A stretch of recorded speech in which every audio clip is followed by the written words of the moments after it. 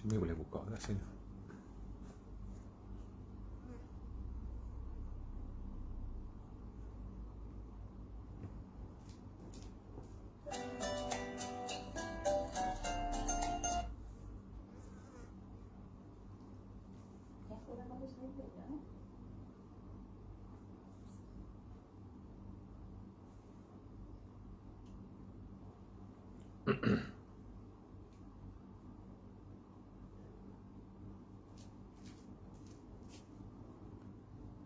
Nampak orang.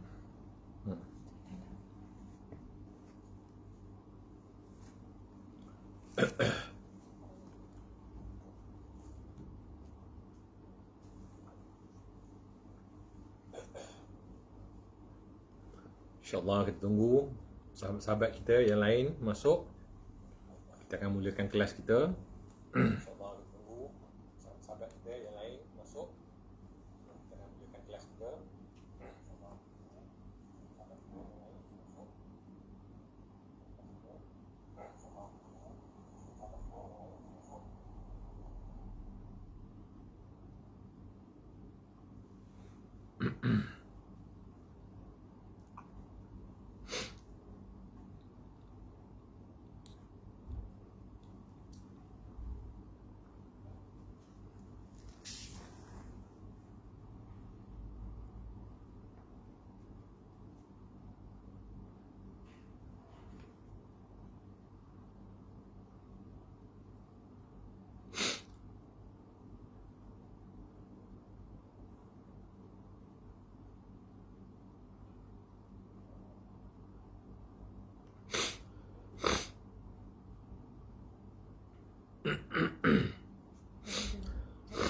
Karena dia bagi respon.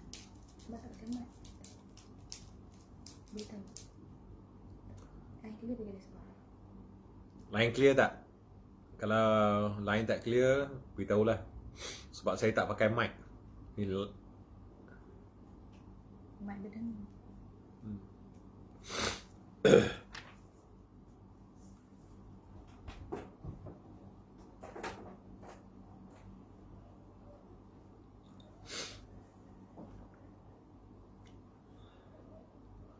Okey, kita mula.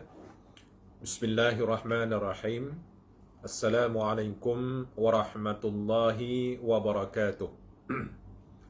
Tuan-tuan dan puan-puan, para peserta kelas Tafaqquh Fiddin, marilah sama-sama kita buka kelas kita pada pagi ini dengan bacaan Ummul Kitab yang kita niatkan agar Allah Subhanahu wa taala menyampaikan pahalanya kepada junjungan besar kita Nabi Muhammad sallallahu alaihi wasallam, ahli keluarga baginda, sahabat-sahabat baginda, para tabi'in, para awliya, para syuhada, para ulama, para seluruh masyayikh dan guru-guru kita muslimin muslimat seluruhnya, dan khususnya kepada pengarang kitab yang kita baca ini, Imam Abu Hamid Al-Ghazali rahimahullahu taala. Syai'ulillahi lahumul Fatihah.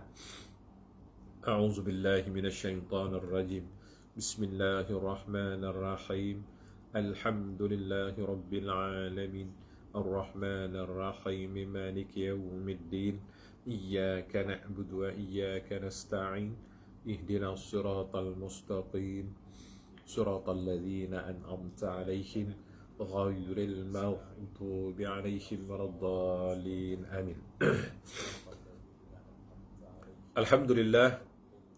الحمد لله رب العالمين نحمده ونستعينه ونستهديه ونستغفره ونعوذ بالله من شرور أنفسنا ومن سيئات أعمالنا من يهده الله فلا مضل له ومن يضلل فلا هادي له والصلاة والسلام على رسول الله وعلى آله وصحبه ومن نصره ووالاه.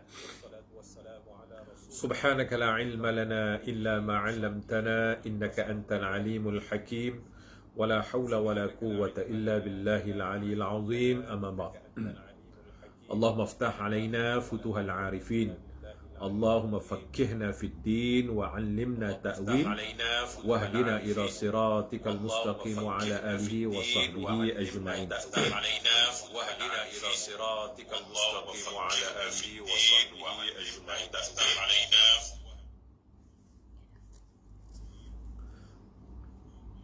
Baik tuan-tuan dan puan-puan yang saya muliakan, minta maaf ada sedikit gangguan teknikal. Jadi insya-Allah pada pagi ini kita akan sambung balik kuliah kita berkenaan dengan kitab yang kita baca ini, kitab Minhajul Abidin. Dan kita masih lagi dalam membicarakan tentang bab tawakal kepada Allah Subhanahu Wa Taala. Kita masih lagi berada di peringkat awarid. Awarid ni maksud dia apa dia? Godaan. So godaan-godaan yang menghalang seseorang itu untuk sampai kepada Allah Subhanahu Wa Taala. Jadi tajuk kecil daripada apa yang telah kita bicarakan dalam kelas-kelas kita yang terdahulu, ada dah 2 tajuk yang kita bicarakan berkenaan dengan tawakal. Jadi pada hari ini kita akan sambung balik berkenaan dengan tawakal insya-Allah. Jadi kita ulang balik apa yang kita fahami daripada tajuk-tajuk kita yang selepas pada minggu sudah. Jadi artinya tawakal itu artinya menggantungkan harapan kita. Kita membenarkan, mempercayai atau menggantungkan harapan kita kepada Allah Subhanahu Wa Taala. Itu maksud tawakal. Kita berserah diri kepada Allah Subhanahu Wa Taala, zahir dan batin. Kita mempercayai, kita membenarkan, kita menggantungkan seluruh harapan kita kepada Allah Subhanahu Wa Taala. Jadi dalam bab tawakal ini tuan-tuan, dia ada 2. Satu zahir, satu batin. Tawakal ini berada di dalam batin kita. Ianya adalah kerja hati kita. Namun walaupun ianya kerja hati, tapi ia berkait dengan kerja zahir. Contoh, kalau seseorang itu dia sakit. Contoh kita nak makan pagi tadilah, contoh. Artinya kalau makanan telah disiapkan. Rumah kita kata, "Bang, jom kita sarapan pagi ni." Tawakal je kepada Allah. More kononnya, ya. Kawan ni tawakal je kepada Allah. Kalau ada rezeki, dapatlah makanan tu masuk. Tanpa kita menggerakkan zahir kita. Iaitu tanpa kita berusaha untuk duduk atas meja makan. Tanpa kita berusaha untuk cedok makanan tersebut masuk dalam pinggan. Tanpa kita berusaha memasukkan makanan tersebut ke dalam mulut kita. Boleh dapat makan? Artinya, ini tawakal yang salah. Artinya serah bulat-bulat tanpa ada usaha. Ya? Jadi, dia ada connection. Walaupun tawakal itu kerja hati, namun wajib bagi kita menyempurnakan asbab kita bertawakal kepada Allah. Jadi, asbab kita bertawakal tu kepada Allah tu apa dia? Gerak kerja zahir kita mesti kita lakukan. Orang sakit mesti jumpa dengan doktor. Dah jumpa dengan doktor tak memadai, dengar pandangan doktor, pendapat doktor, mesti makan ubat yang doktor sarankan.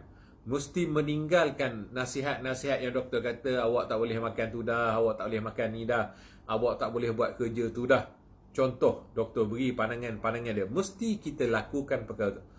Barulah benar seseorang itu memenuhi asbab dia bertawakal kepada Allah. Artinya, itu kerja zahir. Namun, ia ada kait yang sangat kuat dengan hubungan batin kita, iaitu hati kita berserah kepada Allah Subhanahu Wa Taala.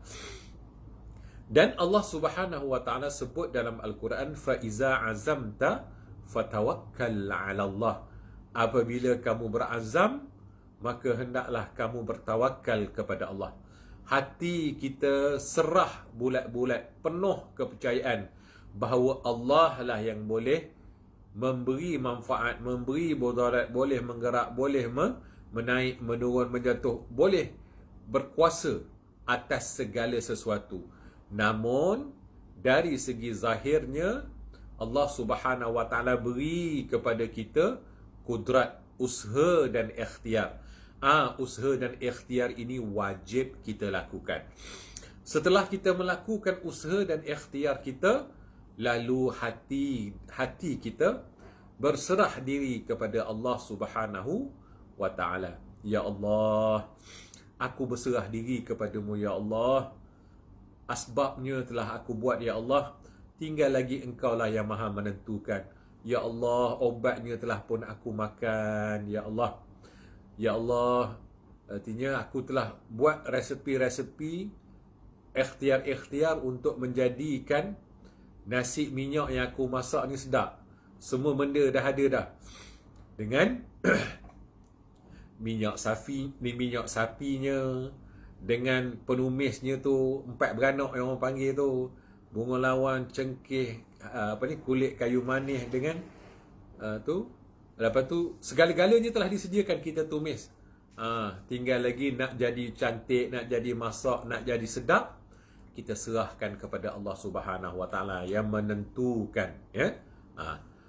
Baik, itu kaedah dia, itu cara-cara dia. Jadi hubungan hati kita, seperti contoh paling mudah sekali, orang memancing lah, nelayan ni tuan-tuan. So memancing, wajib bagi nelayan tersebut, dia nak dapat rezeki, dia nak dapatkan ikan tu, dia tak boleh bertawakal bulat-bulat je, serahlah pada Allah Ta'ala, ya. Tanpa dia berusaha mengambil pancing dia, pasang mata pancing dengan tansi tu. Lepas mata pancing dengan tansi tu dah ada, dia wajib meletakkan umpan pada mata pancingnya agar umpan tersebut boleh menarik ikan. Barulah dia dapat ikan, iaitu rezeki yang dia kehendaki. Artinya, asbab tawakal kepada Allah itu mesti kita penuhi dahulu. Jangan orang khabar, orang bertawakal seperti orang naik perahu, tak ikat pun, dia tak tambat pun tali perahu dia lepas begitu sahaja. Hanyutlah perahu tu kalau tak diikat. Begitu juga kalau orang zaman dulu, dia naik kuda, tak nyikatnya kuda tu, dia larilah sebab binatang tu hidup, ya. Jadi kita mesti memenuhkan dulu asbab-asbab bertawakal secara zahirnya. Dan setelah kita memenuhkan asbab bertawakal secara zahir, baru hati kita serahkan penggantungan jadi tak jadi, baik tak baik, dapat natijah elok ataupun tak elok, serahkan kepada Allah Subhanahu Wa Taala yang maha menentukan. Allah Ta'ala lah yang maha menentu. Di sinilah hati kita bulat-bulat bergantung harap kepada Allah Subhanahu Wa Taala. Baik. Jadi kita telah pun baca beberapa bab berkenaan dengan tawakal pada minggu-minggu yang sudah. Artinya kita ada 4 perkara yang dibicarakan, iaitu erti tawakal, saat-saat bertawakal, batas dan hakikat tawakal, dan benteng tawakal. Sekarang hari ini kita masuk kepada batas dan hakikat tawakal, iaitu yang ketiga. Kita baca, qala al-musannif rahimahullahu ta'ala wa naf'ana bihi wa bi'ulumihi fid daraini amin. Batas dan hakikat tawakal. Ya. Seorang ulama mengatakan, percayalah kepada Allah dan hanya kepadanya lah kita mengharapkan segala sesuatu. Jadi kita mengharapkan segala sesuatu hanyalah kepada Allah dan bukan kepada orang lain. Dan inilah yang dimaksudkan dengan tawakal. Jadi maksud tawakal ni, kita mesti menggantungkan harapan kita kepada Allah, tidak boleh kepada yang lain. Jangan menggantungkan harapan kita kepada doktor. Jangan menggantungkan harapan kita kepada ubat.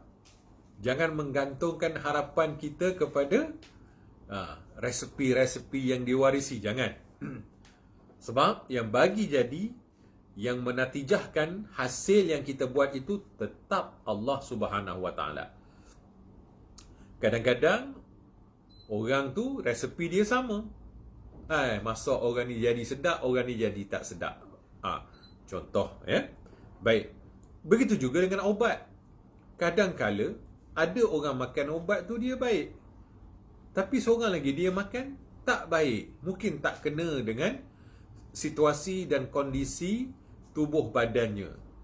Orang ni mungkin tubuh badannya boleh menerima obat tersebut. Kadang-kadang obat yang sama orang lain tak boleh terima pula, disebabkan oleh perbezaan yang ada dalam kondisi tubuh badan. Sebab tu yang menatijahkan, yang menjadikan hasil di atas apa yang kita usahakan itu tetaplah juga Allah Subhanahu Wa Taala.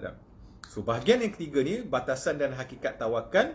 Kita tengok di sini seorang ulama berkata, percayalah kepada Allah dan hanya kepadanya lah kita mengharapkan segala sesuatu. Artinya hanya kepada Allah saja yang boleh kita meletakkan penggantungan kita dalam kita bertawakal.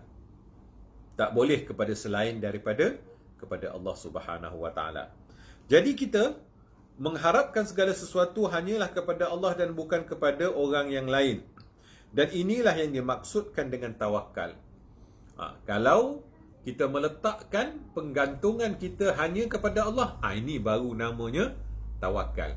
Tapi kalau ada selain pada Allah, Tok Momo ke, pada doktor ke, kepada apa selain daripada Allah, maka itu bukannya nama tawakal. Ulama lain mengatakan memelihara hati agar hanya ditujukan kepada Allah dan menyerahkan urusan menentu mana yang baik, mana yang buruk hanya kepada Allah Subhanahu Wa Taala. Ya. Ini ada pula pandangan daripada ulama yang lain mengatakan memelihara hati hanya ditujukan kepada Allah. Iaitulah macam saya sebut tadi, kita meletakkan penggantungan hati kita ini hanya kepada Allah dan menyerahkan segala urusan menentu mana baik dan mana yang buruk hanya pada Allah. Tak kiralah kita makan obat ni baik ke tak baik ke, Allah yang menentukan. Tak baik juga Allah, baik juga Allah. Segala yang diputuskan itu adalah keputusan Allah. Kita terima saja. Sama ada benda itu baik, baik bagi kita. Kalau benda itu tak baik juga, baik bagi kita. Bila mana? Bila kita telah menyerahkan segala sesuatu itu kepada Allah. Kadang-kadang tuan-tuan, inilah dia. Bagi orang yang memandang kepada Allah Subhanahu Wa Taala, kita berdoa. Dalam kita berdoa ni, doa itu kehendak kita. Kehendak kita mestilah sesuatu yang kita doakan itu menjadi kenyataan, betul tak? Kita kalau nak, bila berdoa tu, biarlah makbul, biarlah Allah Ta'ala tunaikan, biarlah menjadi kenyataan apa yang kita hajati, apa yang kita pinta tu, mudah-mudahan Allah Ta'ala makbul, boleh kita dapat perkara tersebut. Itu kehendak kita, itu harapan kita. Tetapi kehendak Allah mungkin berbeza dengan kehendak kita. Allah terpulanglah kepadanya sebab dia yang maha menentu. Dia boleh saja bagi, dia boleh saja tak bagi. Kita berdoa, kita nak supaya jadi, tapi kehendak Allah benda tu tak jadi. Pertanyaan saya kepada tuan-tuan, mana yang lebih baik? Kehendak kita ke kehendak Allah? Kehendak kita ke kehendak Allah? Kita dah tahu dahulu bahawa yang pasti jadi adalah kehendak Allah. Ya, sebagaimana ayat wa makaru wa makarallah wallahu khairul makirin. Mereka membuat perancangan, Allah juga membuat perancangan, tapi perancangan Allah lah yang akan menjadi kenyataan. Sekarang ni kita berdoa, kita nakkan sesuatu, tetapi apa yang kita kehendak tu, itu kehendak kita lah. Sebagai makhluk kita nakkan sesuatu, tapi yang menentukannya adalah Allah, sama ada dia nak bagi ke dia tak nak bagi. Kalau dia tak nak bagi, itulah kehendak dia. Antara kehendak kita dan kehendak Allah, kehendak mana yang kita kena redai? Mestilah kehendak Allah, tuan-tuan. Saya dah cakap dah dahulu ya. Dalam kita menerima takdir Allah, pertama kita kena redha dengan setiap keputusan yang Allah Subhanahu wa taala tentukan kepada kita. Redha dengan ketentuan dia. Sekalipun ketentuan yang dia tentukan itu benda yang kita tak nak. Kita nak benda lain, Allah Ta'ala tetapkan pada kita sesuatu yang lain terjadi pada kita. Dia tak bagi benda yang kita nak, dia bagi apa yang dia kehendaki. Itulah yang terbaik bagi kita. Kerana Allah Maha mengetahui apa yang terbaik bagi hamba-Nya. Ya?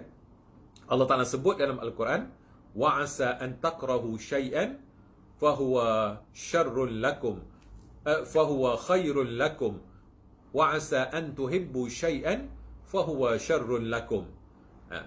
Sekira-kiranya kamu suka akan sesuatu itu, tetapi ianya buruk bagi kamu, dan sekira-kiranya kamu tak suka pada sesuatu itu, tapi ianya baik bagi kamu. Artinya, buruk dan baik itu ialah kehendak dan ketetapan daripada Allah Subhanahu Wa Taala. Bila mana Allah Taala memilih benda itu terjadi kepada kita, itulah yang dinamakan qada dan qadarnya. Dia telah menetapkan, dia telah berkehendak semenjak daripada azali, dan dia pula menetapkan bahawa benda itu terjadi kepada kita. Tuan-tuan, doa kita ni baru ke lama? Kita ni benda yang hadis. Makhluk ni benda yang barang yang baru dijadikan. Dan sudah tentulah perbuatan kita, doa kita juga adalah benda-benda yang baru. Bagi Allah, dia qadim lagi azali. Kehendaknya sudah ada semenjak dahulu. Dia telah menetapkan kepada kita semenjak dahulu. Ya? Artinya, sudah tentulah ketetapannya yang akan menjadi. Tapi kita sebagai makhluknya, yang dia suruh kita berusaha dan berikhtiar. Itu wajib bagi kita berusaha dan berikhtiar. Manakala doa itu merupakan ibadah kita. Itulah yang Allah Ta'ala minta pada kita ni. Sebagai hamba-Nya, Allah Ta'ala suka kita ni sentiasa memohon kepadanya. Itulah tanda penghambaan. Tanda seorang hamba itu, dia sentiasa berhajat kepada Tuhannya. Sentiasa memohon kepada Tuhannya. Dan bila dia memohon, dia akan redha dengan apa saja yang diberikan oleh Tuhannya. Kalau dapat, dia sangat bersyukur. Kalau tak dapat, dia redha dengan ketetapan yang Allah Ta'ala berikan. Maka itulah yang terbaik baginya. Baik. Sebab itu, tawakal itu namanya ialah kita menyerahkan sifat hati kita, menyerahkan segala ketentuan ketetapan, jadi ke tak jadi, kepada Allah Subhanahu wa Ta'ala. Baik. Abu Umar berkata, tawakal adalah meninggalkan sifat bergantung kepada selain daripada Allah. Ini dia. Ya. Abu Umar, dia mengatakan bahawa tawakal adalah meninggalkan sifat bergantung kepada selain daripada Allah. Kita tahu bahawa selain daripada Allah tidak dapat menolong kita, tidak dapat memberi manfaat, tidak dapat memberi mudarat. Makhluk tidak boleh. Makhluk tidak memiliki kuasa. Yang berkuasa hanyalah Allah. Sebab tu Allah Ta'ala sebut, wallahu ala kulli syai'in qadir. Allah Ta'ala sebut dalam Al-Quran, wallahu ala kulli syai'in qadir. Allah Ta'ala maha berkuasa di atas segala sesuatu. Artinya segala sesuatu yang ada atas muka bumi ini bergantung kepada Allah Subhanahu wa Ta'ala. Baik, kita berhenti sejak sini. Ada daripada koleksi minda positif, Ustaz soalan. Sebelum kita tidur, memang berdoa dan berazam nak bangun solat tahajud dan sedar tapi terus sambung tidur. Bagaimana nak kaitkan dengan sifat tawakal topik ini? Baik, nanti saya jelaskan. Artinya, saya sebutkan di sini tadi bahawa wallahu ala kulli syai'in qadir. Allah Ta'ala itu dia berkuasa atas setiap sesuatu. Ini hati kita. Orang sebut dari segi hakikatnya kita kena memandang bahawa segala sesuatu ini Allah lah yang menjadikannya dan mentadbir serta menguruskannya. Dialah yang menggerakkannya, dialah yang mendiamkannya. Dialah segala-galanya atas segala sesuatu. Kalau dia tak nak, memang tak jadi, ya. Jadi kita sebagai hamba, ingat, sebagai hamba tadi diberikan kepada kita usaha dan ikhtiar. So usaha dan ikhtiar kita itulah kita wajib melakukan asbab. Kita wajib melakukan asbab. Sebab itulah saya cerita di awal tadi, hubungan zahir dan hubungan batin dalam tawakal. Usaha dan ikhtiar kita itu adalah sebab dan musabab, ataupun disebutkan sebagai usaha zahir. Urusan zahir kita, jumpa doktor, makan ubat, ataupun macam orang yang pergi memancing tadi, dia beli tali pancing, ikat tali pancing dengan tansi, lepas tu letak umpan, baru dia letak. Mendatangkan ikan, sama ada dia dapat ikan ataupun tak dapat ikan, itu ketentuan Allah. Tapi usahanya itu mesti disempurnakan dahulu, ya. Sebab itu Allah Ta'ala itu maha berkuasa atas segala sesuatu. Dia berkuasa untuk menjadikan sesuatu itu menjadi kenyataan, ataupun dia berkuasa juga untuk tidak menjadikan sesuatu itu menjadi kenyataan. Macam kita tadilah yang saya sebut tadi. Artinya kita berdoa nakkan sesuatu, tapi Allah Ta'ala tak nak beri benda tu pada kita. Jadi yang terbaik, maka yang jadi tetaplah kehendak Allah. Jadi sebab itu kita kena ada satu sifat redha. Yang saya setelah kita ulas panjang lebar berkenaan sifat redha ini pada minggu yang sudah, ya. Kita sebagai hambanya kena ada sifat redha. Bila ada sifat redha, kita mendapat kebaikan. Kalau benda tu dimakbulkan oleh Allah, kita dapat kebaikan. Kalau benda tu tak dimakbulkan oleh Allah, tak menjadi kenyataan, juga kita dapat kebaikannya. Sebab kita berserah diri kepada Allah, bertawakal kepada Allah. Dan kita pula setelah kita berserah diri, bertawakal kepada Allah tadi, dia tak nak bagi kepada kita kerana dia nak uji kita, ya. Linabluwakum ayyukum ahsanu amala, yang Allah Ta'ala selalu sebut dalam surah Al-Mulk tu, ya. Allah Ta'ala khabar untuk linabluwakum, untuk kami menguji kamu. Ayyukum, siapakah di kalangan kamu? Ahsanu amala, orang yang terbaik dalam amalannya. Kadang-kadang Allah Ta'ala tak makbulkan doa kita itu supaya dia suruh kita ini lebih koreksi lagi diri kita, lebih mengabdikan diri kita, lebih hampir lagi diri kita, lebih banyak lagi minta kita padanya, lebih kuat lagi kita bergantung kepadanya, lebih kuat lagi kita menahan sabar, ya. Contoh sakit tak baik-baik, sakit pinggang bertahun-tahun tak baik-baik. Sebenarnya tuan-tuan, ya, bila mana Allah Ta'ala mendatangkan sakit kepada seseorang itu, jadi sebenarnya dia banyak hikmah dia. Pertama, Allah Subhanahu Wa Ta'ala nak menggugurkan dosa dia, ya, nak menggugurkan dosa dia. Dia tengok, hai hamba aku ni istighfarnya kurang, taubatnya kurang kepada aku. Dia ni jenis orang malas bertaubat, malas beristighfar. Lalu Allah Ta'ala datangkan kepadanya penyakit. Dengan penyakit itu dia bersabar. Dengan penyakit itu dia ada koreksi diri dia, bergantung pada Allah. Sebut nama Allah Ta'ala, ya Allah, sakitnya pinggangku ni, ya Allah. Semua ingat kepada Allah. Kalau tidak, tak ingat kepada Allah. Satu, dia akan sentiasa ingat menyebut Allah Ta'ala semua. Allah Ta'ala suka dia selalu diingat, disebut-sebut. Kemudian apa? Dia bersabar, ya Allah, tak adalah tempat aku boleh bergantung harap lain, melainkan kepada Engkau saja, ya Allah. Artinya timbul satu sifat dalam hatinya, sifat yang sangat Allah Ta'ala suka, iaitu sifat sabar. Tuan-tuan, sifat sabar ini sifat orang-orang yang dikasihi oleh Allah Subhanahu Wa Ta'ala. Apa bukti dia? Allah Ta'ala sebut dalam Al-Quran, Innallah ma'as sabirin. Sesungguhnya Allah Ta'ala berserta dengan orang-orang yang sabar. So, bila ada sifat sabar itu akan meningkatkan makam kita.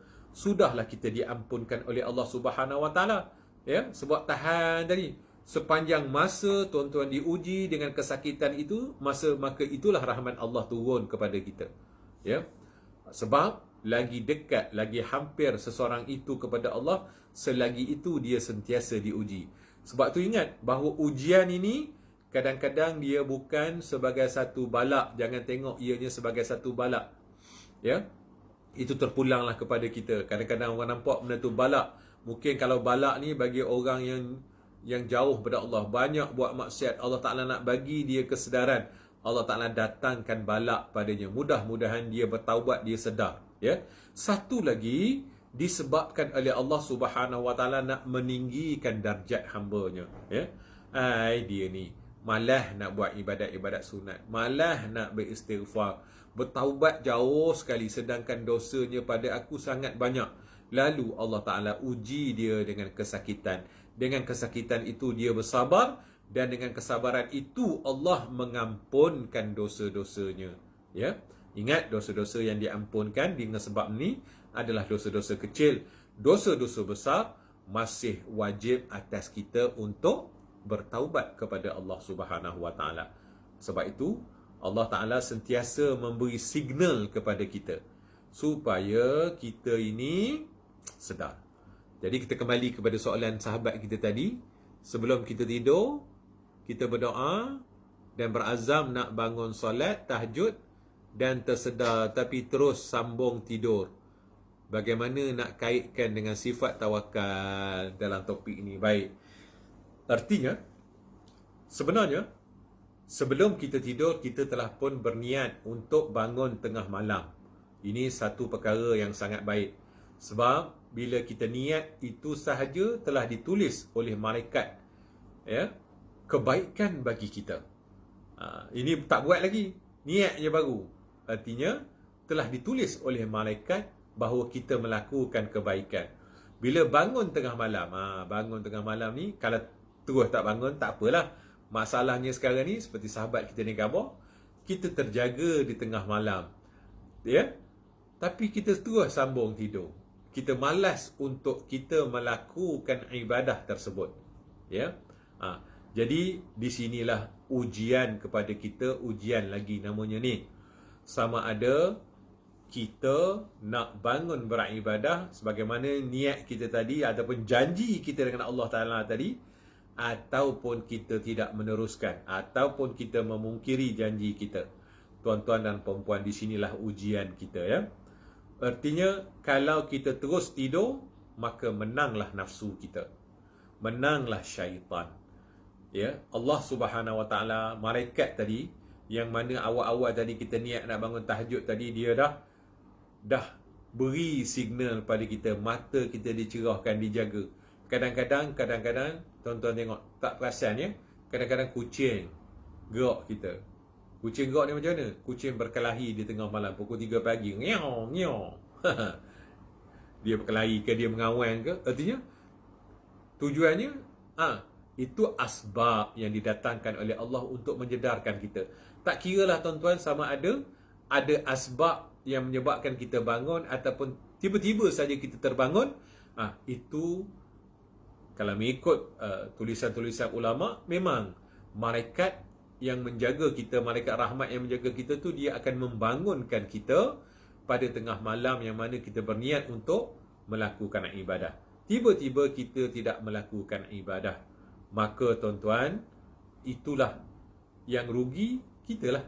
Sebab kita tidak menunaikan apa yang kita niatkan. Namun dia tidak berdosa, kerana itu bukan perkara yang wajib, dia hanya sunat saja. Namun perkara sunat tersebut bila kita buat, inilah yang akan meninggikan maqam kita. Inilah yang akan meninggikan martabat kita bila kita bangun di tengah malam, ya. Jadi artinya tawakal kita, tawakal yang tak berapa kuat lagi. Tak berapa kuat lagi. Artinya kita dah ada niat, tapi niat kita itu tak kuat lagi sebenarnya, ya. Kita tidak ada kekuatan lagi. Jadi kita kena mohon lagi kepada Allah Subhanahu Wa Ta'ala, ya Allah, beri pada aku kekuatan untuk aku melaksanakan ibadah malam. Beri aku kekuatan ya Allah untuk aku bangun. Sebab semuanya datang daripada Allah. Sebagaimana saya sebut tadi, wallahu ala kulli syai'in qadir. Allah lah yang berkuasa atas segala sesuatu, ya. Atas segala sesuatu itu dialah yang berkuasa. Dialah yang meletakkan kita untuk berniat, dia juga. Dialah yang mampu membangunkan kita, ya, dia juga. Jadi kepadanya lah kita bermohon dan kepadanya lah kita berserah diri, yakni bertawakal. Jadi di sinilah kita bertawakal, balik semula kepada Allah.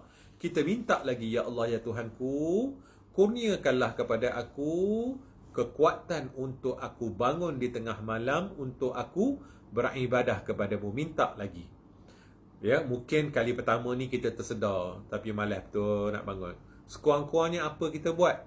Selawat kepada Rasulullah. Allahumma salli. Tak payah pergi bilik air lah, selawat dalam 10 kali ke, apa tu tidur balik. Kali kedua kan bangun, apa tu baru bangun duduk birai katil tu, ucap istighfar banyak-banyak. Astaghfirullahalazim, astaghfirullahalazim, astaghfirullah. Ya Allah, bantu aku. Tuan-tuan, memanglah nak buat benda baik ni, dia punya dugaan dia memang kuat. Syaitan memang akan sedaya upaya menghalang kita. Bukan syaitan saja, syaitan dengan kolaborasi pintar nafsu kita. Nafsu kita tu lah yang paling kuat sekali. Syaitan tu tak kuat mana, ya. Artinya nafsu kita tu lah yang menyebabkan kita rasa malas, yang menyebabkan kita rasa nak tidur lagi. Itu nafsu kita.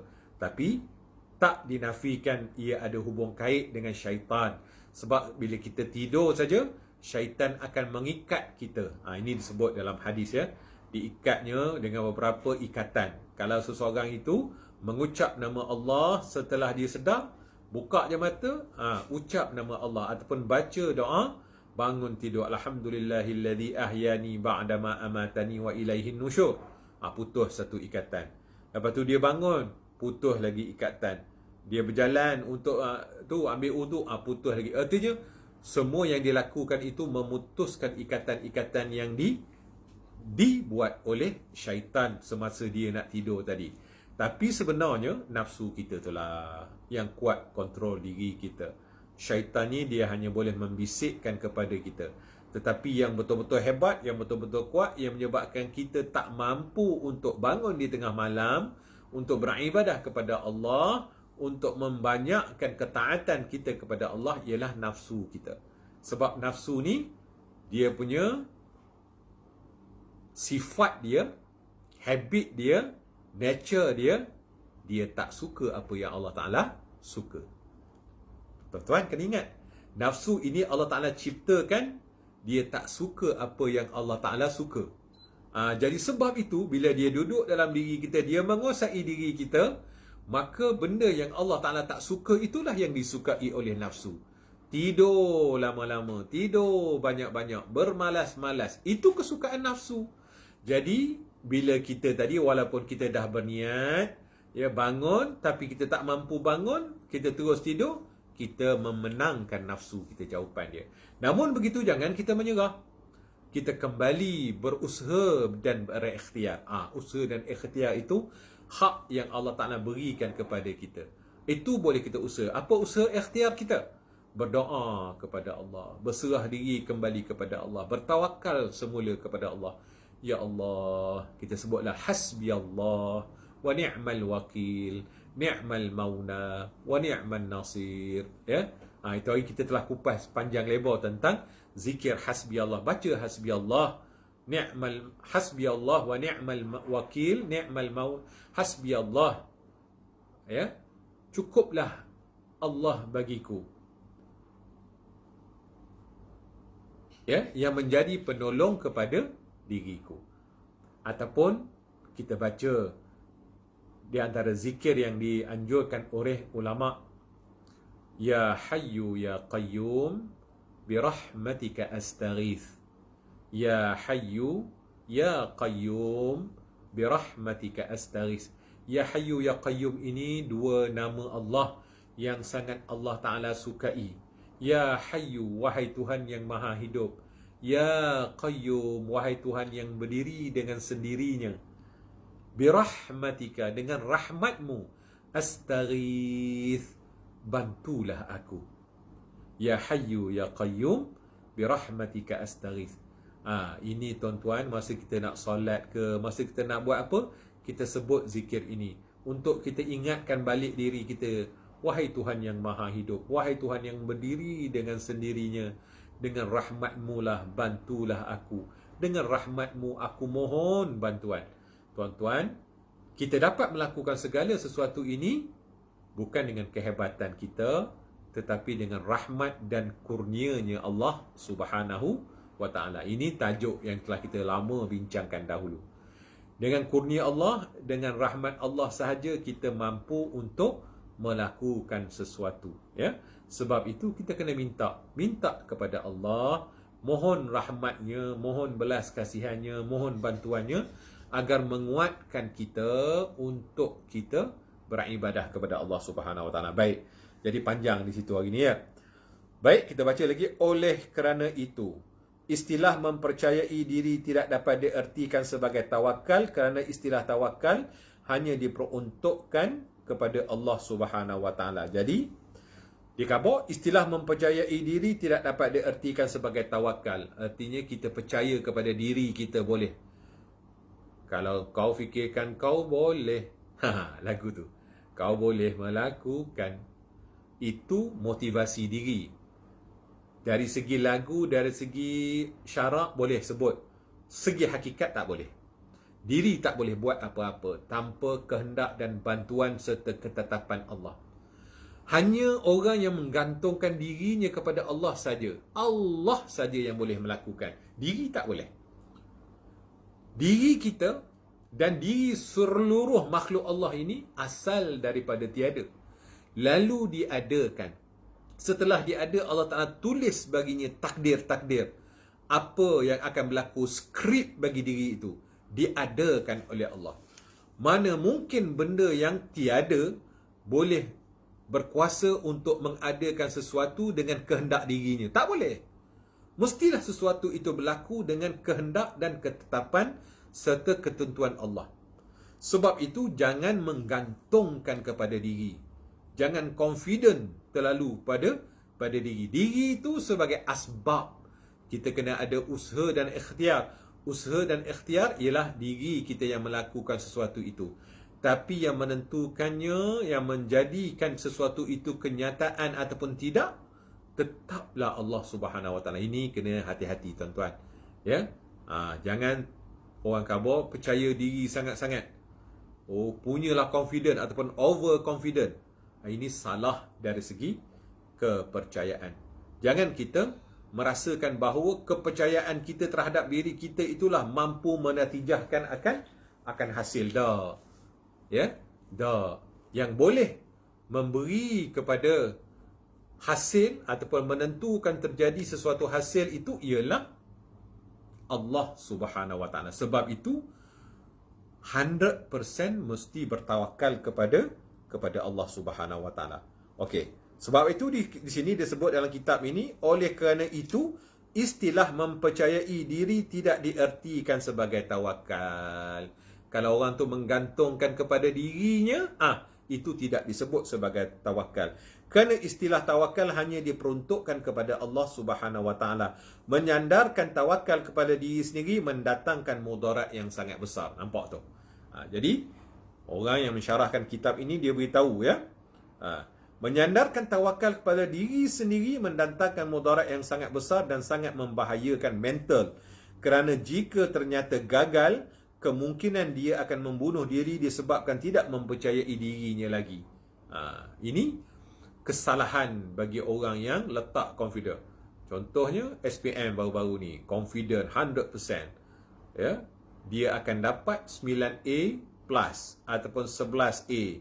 Tiba-tiba dapat 3A je. Study bagai nak gerak.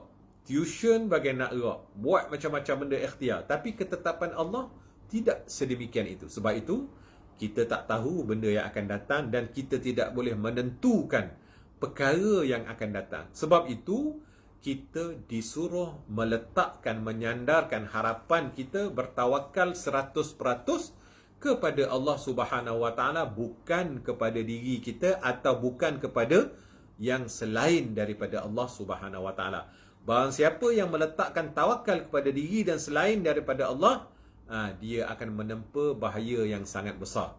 Ya, dia bergantung kepada dahan yang rapuh. Inilah bahananya. Kalau kita rasa selain daripada Allah boleh memberi manfaat, boleh memberi mudarat, maka inilah penggantungan kepada perkara-perkara yang sia-sia. Jauhkanlah pergantungan kepada seumpama ini. Ya, baik. Oleh yang demikian, untuk mendidik jiwa, janganlah kita bersandar kepada pemikiran Barat yang melihat kepada rasional ataupun logik semata-mata, kerana tidak mempunyai dasar yang tersendiri. Jadi atas tadi saya lupa nak baca yang di atas kita terlangkau. Yang Abu Umar berkata, tawakal adalah meninggalkan sifat bergantung kepada selain daripada Allah. Ini ta'rif tawakal yang mana yang dibuat oleh Abu Umar, seorang ulama tasawuf, mengatakan tawakal adalah meninggalkan sifat bergantung kepada selain daripada Allah. Guru kami pula mengatakan tawakal dan ta'alluq adalah dua sifat hati. Ini ada dua pula istilah kita jumpa. Satu tawakal, satu ta'alluq. Apa beza tawakal, apa beza ta'alluq? Mari kita tengok di sini. Ini bererti tawakal adalah lawan dari ta'alluq. Tawakal ini lawan daripada ta'alluq. Tawakal bererti kesedaran hati bahawa hidup dan kekuatan badan hanyalah kerana Allah. Sedangkan ta'alluq pula sebaliknya, iaitu datang segala sesuatu bukan dari Allah. Okey, itu mudah nak faham. Tawakal ni semuanya datang daripada Allah. Ya, macam mana yang saya sebut tadi, kita makhluk asal tiada, lalu Allah Taala adakan kita, lalu Allah Taala tuliskan segala takdir kita, qada dan qada kita, ataupun yang dinamakan skrip kehidupan kita. Apa yang akan berlaku kepada kita ialah mengikut kehendak, iradat Allah, mengikut ilmu Allah, mengikut kudrat Allah, iaitu qada dia, pelaksanaan bagi iradah dia dan juga ilmu yang telah ditetapkan semenjak daripada azali. Itulah yang berlaku kepada kita. Manakala orang yang memiliki satu lagi sifat, iaitu percaya diri ataupun percaya selain daripada Allah, itu namanya dia bertakluk kepada selain daripada Allah. Itu nama takluk tadi. Takluk ni dia menggantungkan harapan, menggantungkan impian, menggantungkan jadi tak jadi ini kepada selain daripada Allah. Itu beza di antara tawakal dengan ta'alluq. Kedua-duanya juga merupakan sifat hati. Sebab tu disebutkan sini,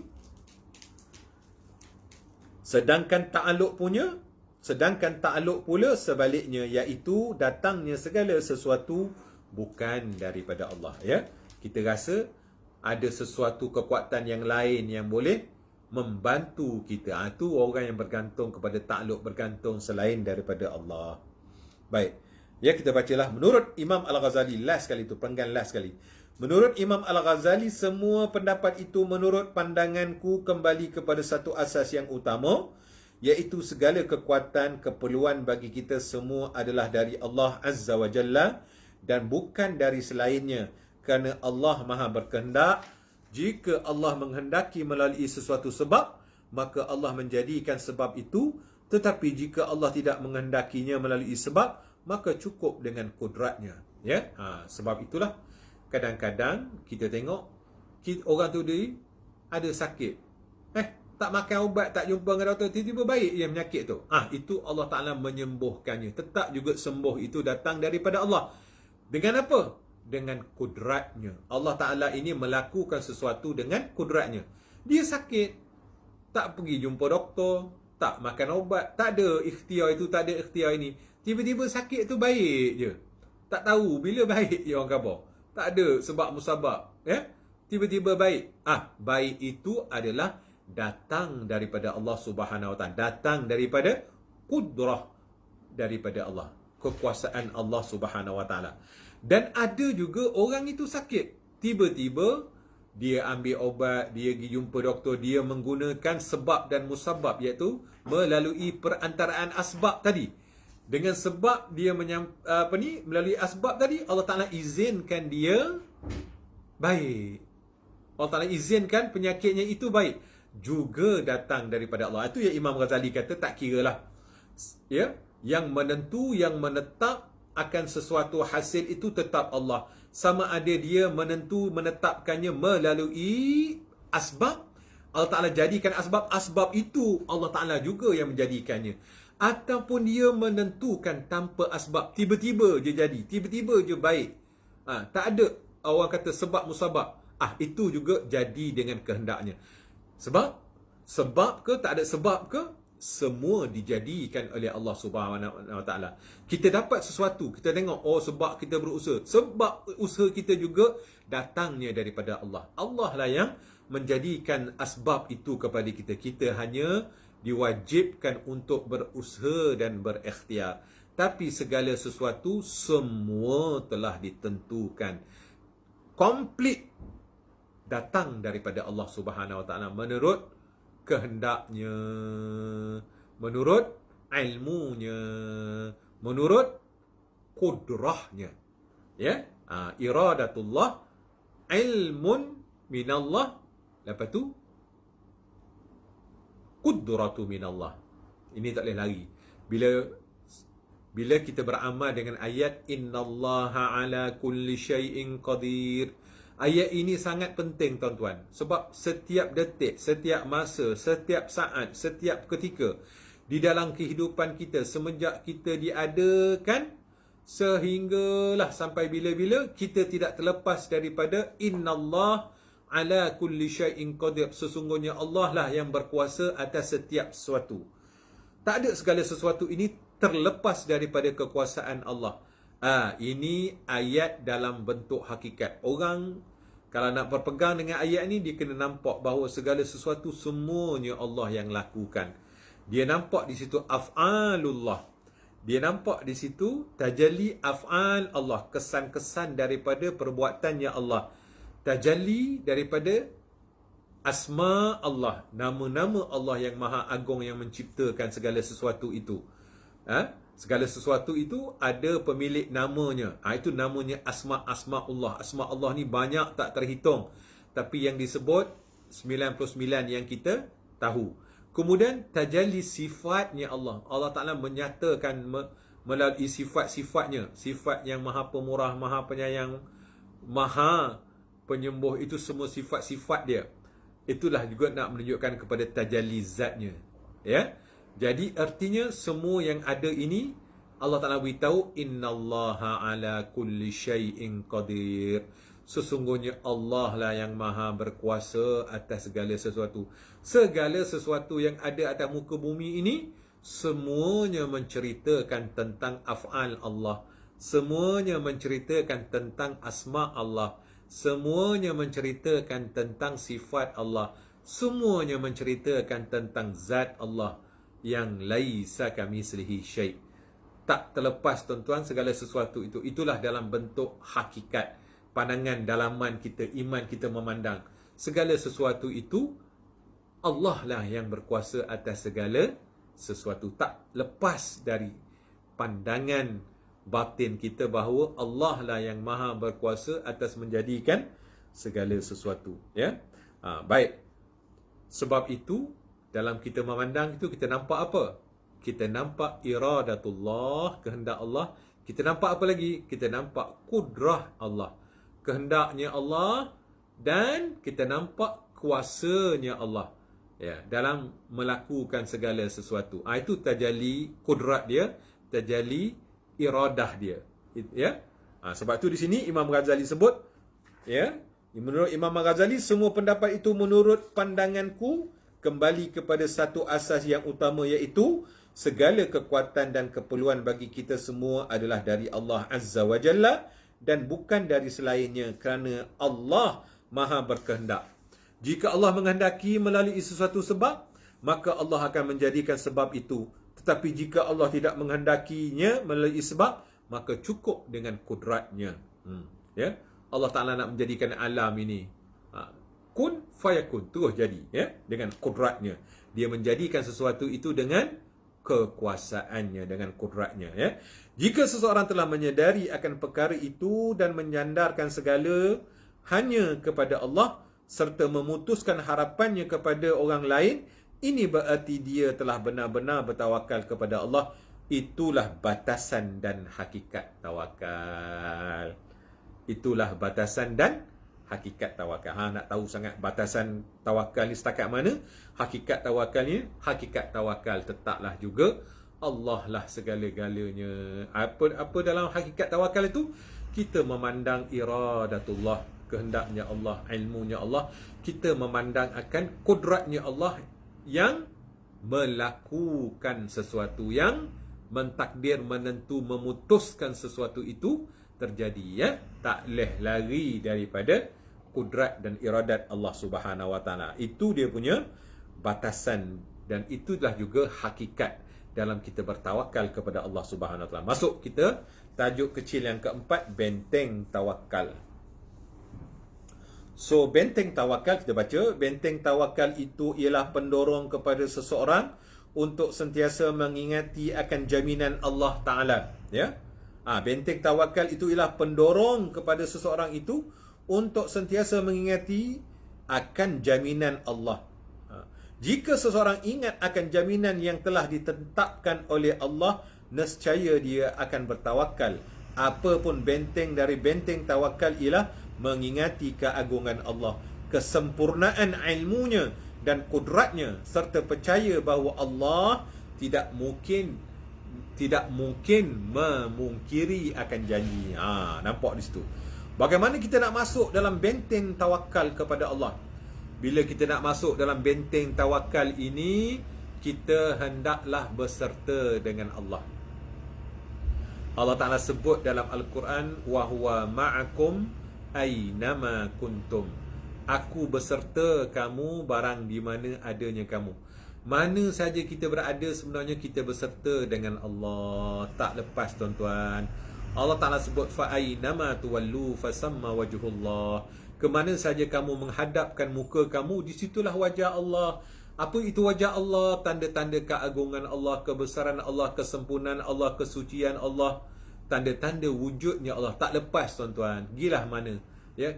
Hanya orang-orang yang sedar saja baru dia tahu bahawa Allah Ta'ala tak pernah walaupun sedetik berlepas daripada makhluknya. Kita ni makhluknya tak lepas walaupun sedetik daripada takbir dan urusnya Allah Subhanahu Wa Ta'ala ke atas diri kita. Inilah benteng. Sebab itu kalau nak masuk dalam benteng tawakal ini, tuan-tuan, saya suka nak baca satu hadis kursi yang mana saya dah selalu baca kepada tuan-tuan. Hadis kursi ni, ya. Apa hadis kursi tu? Allah Ta'ala berfirman, bersabda baginda Nabi SAW, la ilaha illallah hisni. Ni kita sebut, cerita pasal benteng tawakal. La ilaha illallah hisni. Allah Ta'ala sebut dalam hadis kursi, la ilaha illallah itu adalah bentengku. La ilaha illallah itu adalah bentengku. Wa man dakhalaha amina min makri. Allah Ta'ala sebut lagi, barang siapa yang masuk dalam bentengku itu, maka aman dia daripada tipu daya aku. Tuan-tuan, segala apa yang ada atas muka bumi ini tak lain dan tak bukan ialah kehendak Allah. Ya? Apa saja yang berlaku, baik ke buruk, tu semua ketetapan, ketentuan, kehendaknya ataupun tipu dayanya. Ya? Jadi tipu daya ni bagi kita adalah satu perkataan yang kurang beradab. Jadi dengan Allah Subhanahu Wa Ta'ala ini, kalau boleh kita tak maulah sebut perkataan tipu daya, supaya kita beradab di hadapan Allah Subhanahu Wa Ta'ala. Jadi Allah Ta'ala sebut, ya, dalam hadis kursi itu, la ilaha illallah hisni. La ilaha illallah itu bentengku. Wa man dakhalaha, barang siapa yang memasukinya, masuk dalam benteng aku itu, masuk dalam la ilaha illallah itu, macam mana pula nak masuk dalam la ilaha illallah? Amina min makri, maka aman dia daripada tipu dayaku. Tuan-tuan, cara yang paling mudah untuk kita masuk dalam benteng Allah adalah dengan banyak menyebut nama Allah. Ya. untuk dapat meningkatkan keimanan kita kepada Allah, kita kena banyak sebut nama Allah. Selain daripada kita belajar ilmu tauhid itu tuan-tuan, ilmu tauhid ini sangat perlu, wajib kita pelajari, adalah praktikalnya. Macam mana praktikal dia? Sebab tu Allah Ta'ala sebut la ilaha illallah hisni. La ilaha illallah itu adalah benteng aku, kubu aku. Barang siapa yang masuk ke dalamnya, maka dia aman daripada tipu dayaku. Ada dua cara nak masuk dalam kubu Allah ni. Pertama, dengan kita mempelajari, mengenali kalimah la ilaha illallah. Inilah yang kita belajar dalam rukun iman. Ya. Inilah yang kita belajar dalam sifat 20. Bagaimana kita nak kenal akan la ilaha illallah. Ya.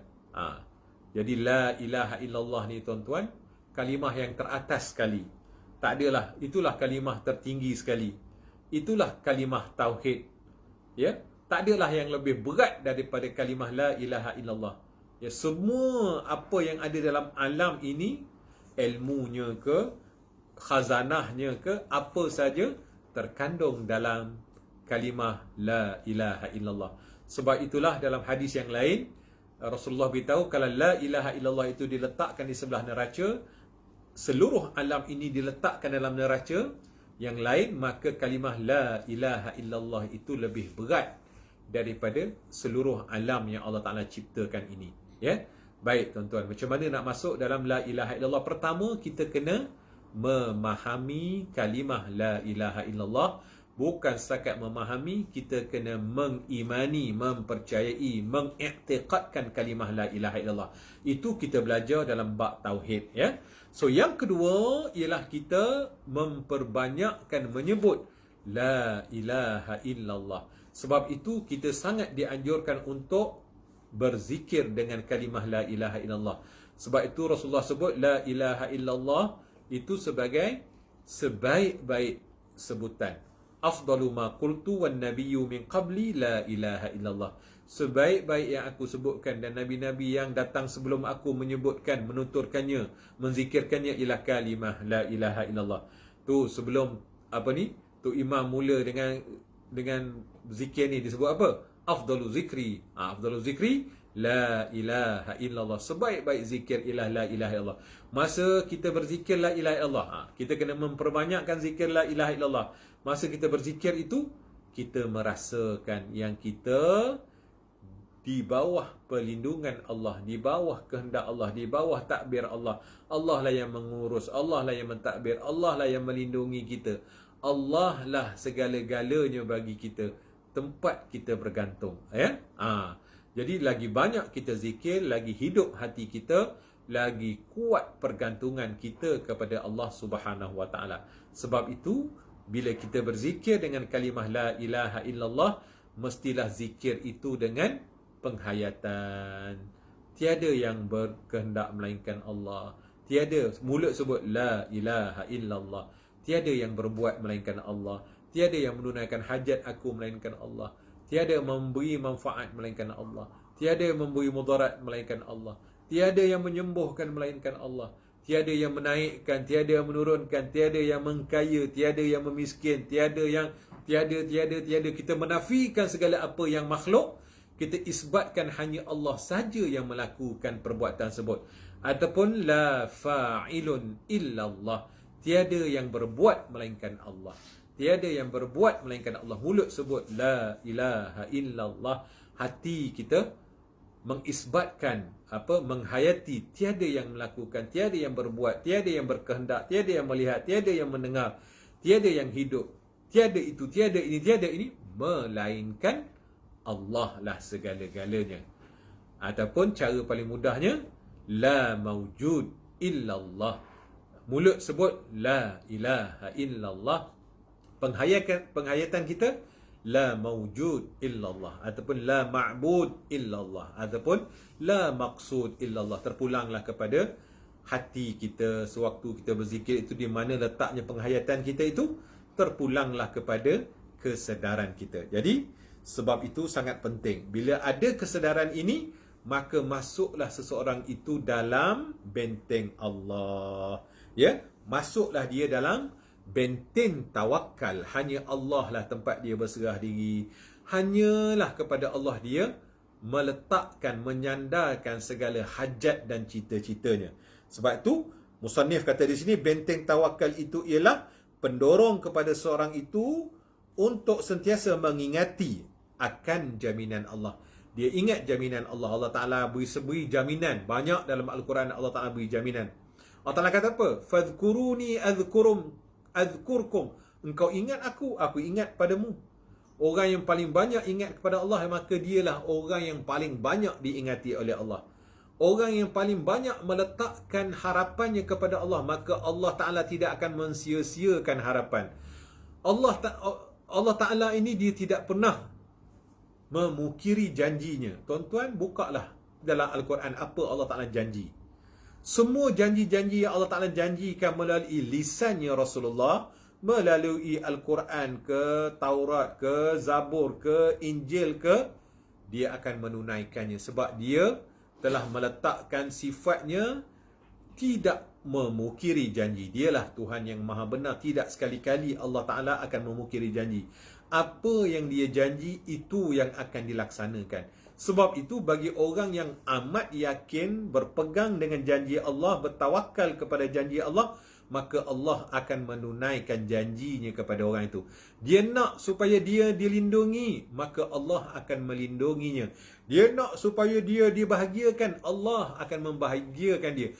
Dia nak supaya dia ni disembuhkan, maka Allah akan menyembuhkan dia. Dia nak apa? Dengan syarat dia minta kepada Allah, bergantung kepada Allah, dan sedikit pun tidak berpaling dan tidak ragu kepada Allah. Tuhan yang maha menunaikan segala hajat. Ya? Baik. Sebab itu disebutkan di sini lagi, jika seseorang ingat akan jaminan yang telah ditetapkan oleh Allah, nescaya dia akan bertawakal. Adapun benteng dari tawakal ialah mengingati keagungan Allah, kesempurnaan ilmunya, kudratnya, dan percaya bahawa Allah tidak memungkiri janji. Ya? Artinya, orang yang dapat lihat keagungan Allah, dapat lihat kesempurnaan Allah, dapat lihat keagungan ilmunya Allah, kudratnya, iradahnya, dan amat yakin bahawa Allah Ta'ala tidak memungkiri janjinya, inilah orang yang telah memasukkan dirinya ke dalam benteng tawakal kepada Allah. Ada sifat-sifat ini dalam hati kita, bererti kita telah memasukkan diri kita dalam apa? Shield, perisai ataupun kubu, benteng pertahanan Allah Subhanahu Wa Taala.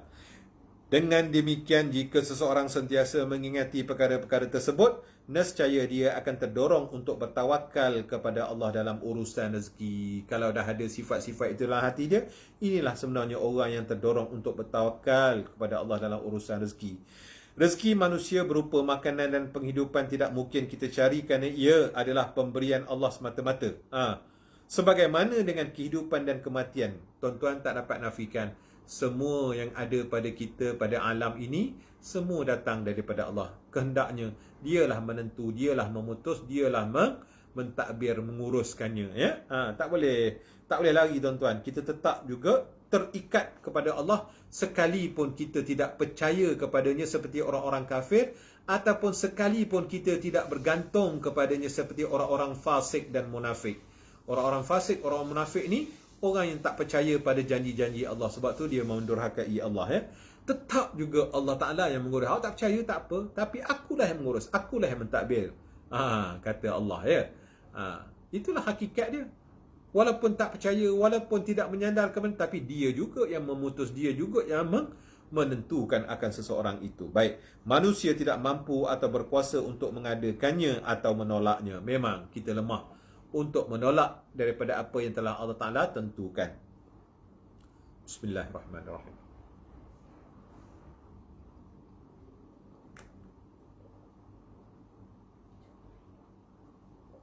Minum air sekejap.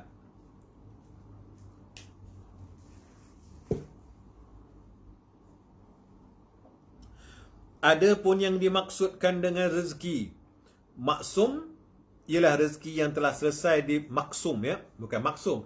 Jangan maksum dia faham macam macam maksumnya Rasulullah. Tak, itu maksum, maksumun daripada perkataan qasama. Rezeki yang telah diputuskan, yang telah dibahagi-bahagikan, ya, yang telah ditentukan, daripada perkataan qasama, maksumun, ya. Adapun yang dimaksudkan dengan rezeki maksum ialah rezeki yang telah selesai diberi dan datangnya dari hasil usaha seseorang. Contohnya dari berladang ataupun berniaga. Orang ni Allah akan tentukan dianya dapat hasilnya daripada berladang, dapat hasilnya daripada berniaga. Segala telah diputuskan oleh Allah Subhanahu wa taala. Sebenarnya kita tidak perlu memikirkan dan mencari rezeki yang demikian, kerana ia telah ditetapkan di Lauhul Mahfuz. Kita nampak kita je dengan usaha kita je, tuan-tuan. Tak. Sebenarnya ianya telah diputuskan di Lauhil Mahfuz lagi. Sebelum benda itu diputuskan, ditulis oleh Allah di Lauhil Mahfuz, ianya telah diputuskan oleh Allah pada qadim lagi azali, kan? Kehendak Allah itu kita dah bicarakan dulu di qadim lagi azali. Sebelum Allah Ta'ala mengadakan alam ini lagi dia telah berkehendak. Jadi kehendaknya itu sebelum adanya alam dinamakan qadim lagi azali. Bila Allah Ta'ala menjadikan alam, di antara benda yang pertama dijadikannya selain daripada qalam, daripada Nur Muhammad, ialah Lauh Mahfuz. So Lauh Mahfuz inilah ditulis segala takdir-takdir makhluk Allah yang ada di atas alam ini. Ya? Sebab itulah kita tidak perlu memikir mencari rezeki demikian, kerana ia telah ditetapkan di segala-galanya telah Allah Ta'ala tulis di Lauh Mahfuz. Tambahan pula, apa yang sangat diperlukan oleh hamba ialah jaminan. Dan rezekinya itu datang secara langsung dan dijamin oleh Allah. Maka dengan ini tiada lagi perkara yang perlu kita ragukan. Berkenaan dengan rezeki ini, Allah Ta'ala khabar adalah jaminan daripada Allah dan tak perlu ragu sedikit pun. Kita tak perlu ragu sedikit pun tentang jaminan Allah Subhanahu Wa Ta'ala ini. Baca sikit daripada Ustaz Jaafar Majid kita ni. Assalamualaikum. Alhamdulillah. Semoga Tuan Guru Al-Fadhil Ustaz Oh, terima kasih atas doa Ustaz. Terima kasih, ya. Ahlan. Baik, kita sambung lagi. Allah Ta'ala berfirman, wabtaghu min fadlillah, ya, dalam surah Al-Jumu'ah. Wabtaghu min fadlillah. Fa idza qudiyatis shalah fantashiru fil ard wabtaghu min fadlillah. Ya? Apabila kamu telah menunaikan salat, maka bertebaranlah kamu di atas muka bumi ini. Ini ayat dia. Wabtaghu min fadlillah, dan carilah apa yang kamu hajati dari limpah kurnianya Allah. Ya? Maksud dari cari kurniaan di atas ialah mencari ilmu dan pahala. Ialah mencari segala apa yang Allah Ta'ala kurniakan dia. Ilmu dan pahala itu juga adalah kurniaan daripada Allah. Fadlillah, kelebihan. Maksudnya kurniaan daripada Allah Subhanahu Wa Ta'ala. Itu perlu kita cari, perlu kita usahakan. Kita wajib berusaha dan berikhtiar. Walaupun segalanya telah Allah Ta'ala tetapkan, tapi kita sebagai makhluk wajib berusaha dan berikhtiar. Usaha dan ikhtiar itu juga datangnya daripada ketetapan dan ketentuan Allah. Sebab segala sesuatu, Inna Allah ala kulli syai'. Kulli syai', segala sesuatu. Tidak ada pun di atas muka bumi ini yang berlaku, zahir maupun batin, bukan ianya tidak datang daripada Allah. Termasuklah usaha dan ikhtiar kita itu juga datangnya daripada Allah. Jangan ingat kita usaha dan ikhtiar tu datang pada diri kita. Tak ada campur tangannya Allah. Kitalah yang gagah, kitalah itu buat dalam kehendak kita. Salah. Kalau orang yang niat gitu, itu namanya qadariyah. Itu namanya i'tiqad qadariyah. Dia rasa dia yang buat. Tak ada campur tangan Allah. Ya, itu namanya qadariyah. Bagi ahli sunnah wal jamaah, kita wajib berusaha dan ikhtiar. Namun usaha dan ikhtiar kita itu juga datang daripada Allah. Kurnia Allah. Min fadlillah. Ya, baik. Itu kita faham betul-betul. Terdapat satu pendapat yang lemah mengatakan itu hanya kelonggaran dan kami diperbolehkan mencari rezeki. Jadi hukumnya di sini bukan wajib tetapi boleh. Kerana perintah itu datang setelah adanya larangan. Jika terdapat perintah di dalam Al-Quran yang datang setelah adanya larangan, maka maksudnya ialah diperbolehkan, bukannya diwajibkan. Contohnya sebelum turun ayat wabtaghu, ayat wadharul bai' terlebih dahulu turun. Fa idza qudiyatis salatu fantashiru fil ard wabtaghu min fadlillah, ayat yang saya baca tadilah. Kemudian setelah selesai sembahyang, maka bertebaranlah kamu di muka bumi untuk menjalankan urusan masing-masing dan carilah apa yang kamu hajati dari limpah kurniaan Allah. Maka jelas bahawa ia bukan sesuatu kewajipan kerana perintah datang setelah datangnya larangan. Jadi ianya hanya diperbolehkan. Allah Ta'ala juga berfirman, wa idza halaltum fastadu, dan apabila kamu telah selesai daripada ihram, maka bolehlah kamu berburu. Ayat tersebut mengisyaratkan bahawa hukum pergi berburu tidak wajib, tetapi tidak juga dilarang, tetapi hanya dibolehkan. Rezeki kita merupakan satu jaminan dari Allah Subhanahu Wa Taala, dan untuk mendapatkannya, apakah kita perlu mencari sebab-sebab itu untuk mendapatkannya? Tidak perlu. Sebab Allah akan mendatangkan rezeki itu baik dengan sebab maupun tanpa sebab. Ini yang kita telah kupaskan di awal tadi, ya. Allah Azza wa Jalla berfirman, wa ma min dabbatin fil ardi illa 'ala Allahi rizquha, dan tidaklah sesuatu pun dari makhluk-makhluk yang bergerak di muka bumi melainkan Allah jualah yang menanggung akan rezekinya. Semuanya telah tersedia di dalam ilmunya Allah, dalam kehendaknya Allah, dalam takdirnya Allah yang tertulis di Lauh Mahfuz. Telah lengkap segala-galanya, ya. Bagaimana mungkin Allah memerintahkan hamba-Nya mencari apa-apa yang tidak diketahui, kerana tidak tahu di mana terdapat rezeki yang madmun itu. Madmun, terjamin, ya. Digunakan perkataan Arab di sini, ya. Mana mungkin ni kalau Allah Ta'ala carilah rezeki, tapi rezeki itu tak tahu di mana-mana. Ya. Sedangkan rezeki itu memang telah Allah Ta'ala tentukan, tetapkan bahawa akan diberikan kepada hamba-Nya itu, hamba-Nya ini. Bukanlah hamba-Nya itu daripada jin dan manusia yang berusaha dan berikhtiar ataupun tidak berusaha dan tidak berikhtiar. Namun rezeki itu tetap kepada seluruh makhluknya, sehinggalah yang ada di angkasa sana maupun ada di dalam lautan ataupun di dasar bumi. Semua telah ditentukan oleh Allah akan rezekinya. Tak ada sesuatu pun yang terlepas daripada penetapan rezekinya, melainkan fi kitabim mubin. Ya Allah Ta'ala sebut dalam Quran, semuanya telah termaktub di dalam kitab yang nyata, telah ditulis oleh Allah. Iaitulah dinamakan sebagai rezeki yang madmun. Dhaman, mim nun, dhamanun madmunun, iaitu rezeki yang telah dijamin oleh Allah Subhanahu Wa Taala. Sedangkan rezeki yang madmun adalah perbuatan Allah.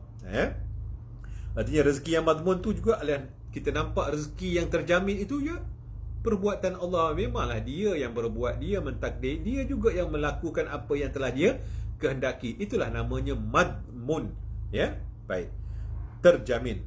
Tetapi kita hanya sekadar berusaha sebelum ada kepastian sama ada rezeki kita berada di pasar atau di sawah. Sehingga di antara sekalian ramai manusia tidak ada yang benar-benar mengetahui sebab-sebabnya. Manusia hanya meraba-raba dan menduga dari mana datangnya rezeki itu. Dan Allah tidak memerintahkan manusia untuk mencari apa-apa yang tidak diketahui, meskipun tanpa sebab. Ya. Cuma tinggal lagi, oleh kerana rezeki itu telah termaktub, telah terjamin, telah ditulis, telah ditentukan oleh Allah di Lauhil Mahfuz, yang mengikut kitab ni, ya. Bagi kita disuruh, diwajibkan berusaha dan ikhtiar tu kenapa? Sebab kita tak tahu amda yang telah Allah Ta'ala sediakan bagi kita. Sebab itu diwajibkan berusaha dan berikhtiar. Tak kisahlah kita nak jadi petani ke, pedagang ke, peniaga ke, ya, seorang usahawan ke, nak tanam fertigasi apa ni, lada ke, fertigasi rock melon ke, tak kisahlah. Apa saja kita buat, namun rezekinya itu telah dijamin oleh Allah. Kita berusahakan saja, sebab kita tak tahu apa yang Allah Ta'ala simpankan di dalam rahsia takdirnya kepada kita. Kita tak tahu apa kehendak Allah, apa yang telah Allah Ta'ala putuskan daripada rahsia takdirnya itu kepada kita. Sebab itu kita wajib berusaha. Wajib berusaha itu tugas kita. Tugas Allah, kerja Allah, dia menjamin akan kita rezeki kita. Buat je lah kerja apa-apa. Apa saja kerja, sudah tentu ada rezeki yang Allah Ta'ala tuliskan bagi kita. Ya, baik. Kita pun telah cukup mendapatkan bukti bahawa para Nabi salawatullahu alaihim dan para anbiya yang bertawakal kepada Allah pada umumnya tidak mencari rezeki. Rasulullah sallallahu alaihi wasallam sebelum diangkat menjadi seorang Nabi juga mencari rezeki. Tetapi setelah menjadi Nabi, baginda tidak lagi mencari rezeki. Demikian umumnya para Nabi. Mereka sentiasa beribadah kepada Allah, juga para wali. Mereka ada juga, atau Nabi wali yang berkasab. Ada juga di antara Nabi dan wali ini yang berusaha, macam berniaga, macam menjadi seperti contoh Nabi Allah Ibrahim, jadi tukang besi. Ya? Nabi Daud, minta maaf, jadi tukang besi. Ya?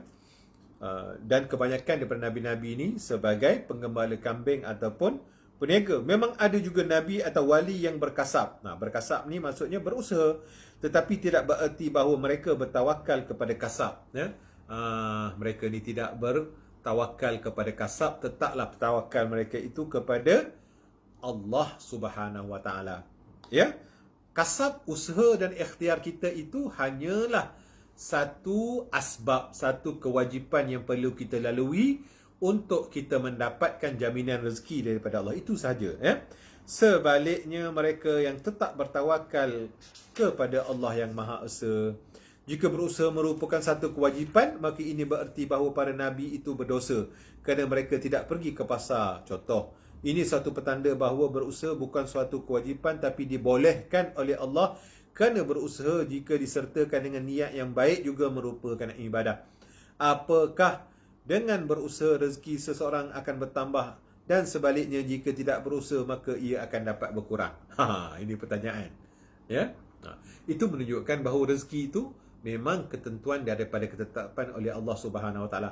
Macam saya cerita kepada tuan-tuan minggu lepas lah. Kita tengok tukang beca. Pak beca punyalah susah dengan kudrat, dengan tulang 4 kerat dia bawa kulu kilir, ataupun orang yang buat kerja mesin rumput, ataupun petani-petani, peladang-peladang kita tu yang sedang memotong buah-buah sawit ni, punyalah susah kerja. Tapi rezeki yang mereka dapat tidak sebanding dengan seorang eksekutif, ataupun seorang CEO, ataupun seorang orang-orang yang kerja di pejabat-pejabat, ataupun seorang usahawan-usahawan yang telah berjaya, yang duduk sign check je, tapi income-nya lebih besar dengan orang yang pekerja-pekerja di sawah, ataupun pakcik yang bawa beca tadi, ataupun pemotong rumput, ataupun yang mencari kayu api, ya, ataupun nelayan-nelayan yang bergelanggang di tengah laut.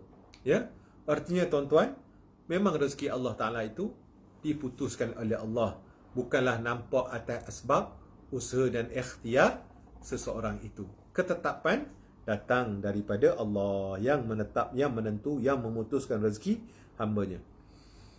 Pada dasarnya rezeki seseorang telah tertulis dalam Lauhul Mahfuz dan telah ditetapkan jumlah maupun waktunya. Allah tidak pernah merubah keputusannya. Menurut pendapat para ulama salihin, pendapat tersebut ditentang oleh murid-muridnya, di antaranya adalah Hatim dan Syaqiq. Mereka berpendapat rezeki tidak akan bertambah dan berkurang kerana perbuatan seseorang. Akan tetapi harta benda boleh bertambah dan berkurang. Maksudnya harta benda yang maksum, yang telah dibagi-bagikanlah tadi ya, yang telah ditentukan. Pendapat itu salah kerana dalil mengenai dua perkara itu hanya satu, yakni sudah diberi baik rezeki yang madmun maupun yang maksum. Madmun ni artinya rezeki yang telah dijamin, maksum ni rezeki yang telah diagih-agihkan. Telah tertulis seperti contohnya si fulan bakal kaya dan si fulan pula bakal miskin. Ini telah Allah Ta'ala putuskan, Allah Ta'ala tetapkan dalam Lauh Mahfuz, dalam urusan takdirnya. Allah mengisyaratkan perkara tersebut likai la ta'sau ala ma fatakum wala tafrahu bima atakum, ya. Kamu diberitahu tentang itu supaya kamu tidak bersedih hati akan apa yang telah luput daripada kamu dan tidak pula bergembira secara sombong dan bangga dengan apa yang diberikan kepada kamu, ya. Baik, ini surah Al-Hadid ayat 23. Ini kerana jika harta perlu dicari, ini bermakna ia boleh bertambah dan boleh berkurang. Apabila tidak dicari, sehingga wujudnya alasan merasa gembira atau sedih disebabkan oleh kelalaian atau banyak berangan sehingga dia tidak mendapat kekayaan. Contohnya, aku sangat menyesal kerana tidak bersungguh-sungguh dalam mencari rezeki sehingga aku melarat. Ini contoh-contoh apa yang telah dirintihkan. Ya. Oleh kerana itu, Allah sentiasa mengingatkan agar kita tidak bersedih jika tidak mendapat sesuatu pun, dan jangan bergembira jika kita mendapat rezeki yang banyak, kerana semua itu bukan hasil usaha dan penat lelah kita, melainkan ketetapan Allah yang Allah Ta'ala telah tulis pada Lauhul Mahfuz. Ya? Kepada seorang pengemis, Rasulullah SAW bersabda, ambillah apa yang kamu minta, kerana walaupun engkau tidak datang ke sini, barang akan datang kepadamu, kerana telah tertulis di Lauh Mahfuz. Mengapa engkau mesti meminta-minta? Hanya memalukan diri sendiri. Tidak kau minta pun, ia akan datang kepadamu. Ya? Lain pula dengan urusan pahala. Kita diwajibkan mencari pahala seperti yang diperintahkan Allah. Tetapi Allah tidak memerintahkan kita mencari rezeki sehingga kita meninggalkan perintah itu, yakni perintah mencari pahala. Jika kita berdosa, Allah tidak menjamin pahala sebagaimana Allah menjamin rezeki. Ya.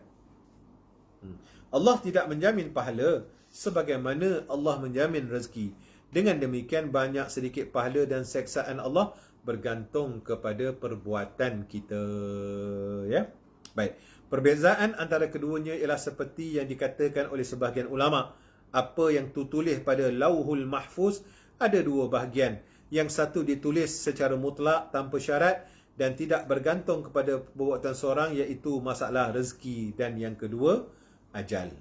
Ini yang satu di bawah ditulis secara mutlak tanpa syarat dan tidak bergantung kepada perbuatan seseorang, itu masalah rezeki, dan dua ajal. Ajal ni tuan-tuan, bila dah sampai, Allah Ta'ala sebut wa idza jaa ajaluha la yastakhiruna sa'ah wa la yastaqdimun.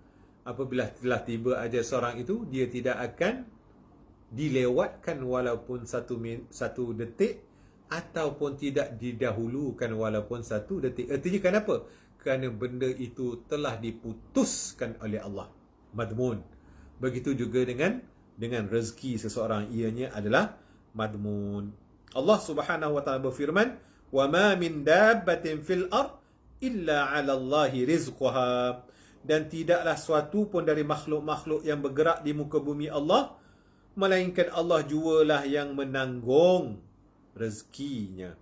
Firman Allah Ta'ala tentang ajal, فَإِذَا جَاءَ أَجَلُهُمْ لَا يَسْتَأْخِرُونَ سَاعَةً وَلَا يَسْتَقْدِمُونَ.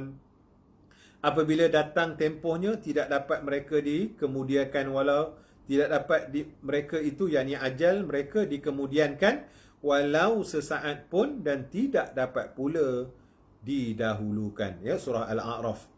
Sabda Rasulullah sallallahu alaihi wasallam, terdapat 4 perkara yang telah menjadi ketetapan Allah. Yang ini kita akan sambung pada kuliah kita pada minggu hadapan, insya-Allah. Mudah-mudahan dengan sedikit perkongsian kita pada hari ini akan memberi panduan manfaat kepada kita untuk menjalani kehidupan kita sebagai hamba Allah. Mudah-mudahan dengan panduan yang diberikan ini, kita menjadi hamba-hambanya yang diredai, dan semoga Allah Subhanahu wa Ta'ala memasukkan kita ke dalam golongan hamba-hambanya yang dikasihi. Cukup setakat itu. InsyaAllah pada minggu depan kita jumpa lagi. Aqulu qawli hadza wa astaghfirullahal azim li wa lakum. Wassalamualaikum warahmatullahi wabarakatuh. Kita tutup dengan tasbih kifarah dan surat Al-Asr. Bismillahirrahmanirrahim. Subhanakallahumma wa bihamdika asyhadu an la ilaha illa anta astaghfiruka wa atubu ilaik. Bismillahirrahmanirrahim. Wal 'asri innal insana lafi khusr illa alladhina amanu wa 'amilus salihat wa tawasaw bil haqq wa tawasaw bis sabr. A'udzu billahi minasyaitonir rajim. Bismillahirrahmanirrahim.